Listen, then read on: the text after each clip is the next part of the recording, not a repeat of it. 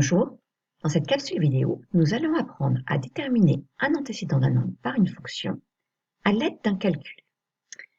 Regardons l'exemple ci-dessus. Nous avons f, une fonction qui est définie par f de x égale 3x moins 6.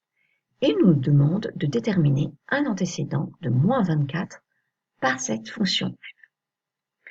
Alors d'abord, je vous rappelle un petit schéma vu en cours qui nous rappelle que les antécédents sont les nombres de départ et les nombres d'arrivée, ce sont les images. X antécédent, f de x, nombre d'arrivée. Alors, qu'avons-nous ici? Nous n'avons pas x, puisqu'ici il est inconnu. Par contre, nous avons f de x. Et je sais que je veux avoir f de x est égal à moins 24, puisque j'ai le nombre d'arrivées. Alors, je vais écrire cette égalité. F de x est égal à moins 24. D'accord, mais je sais aussi que f de x est égal à 3x moins 6. Donc, dans ma petite égalité ci-dessus, je vais remplacer f de x par 3x moins 6. Donc, j'obtiens l'égalité 3x moins 6 est égal à moins 24. Mon but est de trouver x. En fait, ceci est une équation du premier degré. Je vous rappelle que pour résoudre une équation du premier degré, il nous faut trouver x en mettant tous les x à gauche du signe égal et les autres nombres à droite. Alors, on ne le fait pas n'importe comment, nous respectons les priorités. Nous savons qu'ici, nous avons 3 fois x moins 6. Donc, la première chose à faire, c'est d'enlever ce moins 6. Donc, pour qu'il disparaisse ce moins 6, on va ajouter plus 6. Mais si on ajoute plus 6 à gauche du signe égal, il faut absolument aussi l'ajouter à droite du signe égal.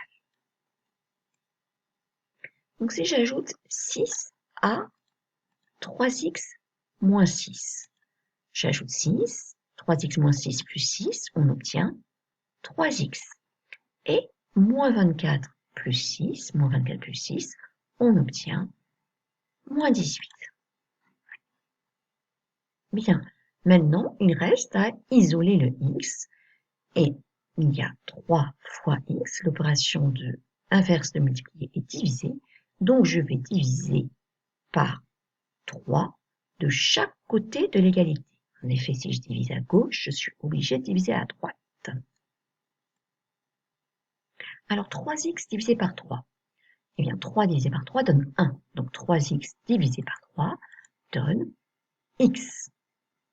Et puis, moins 18 divisé par 3, on obtient moins 6.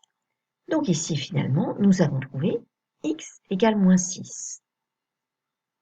Donc x est le nombre tel que f de moins 6 égale moins 24.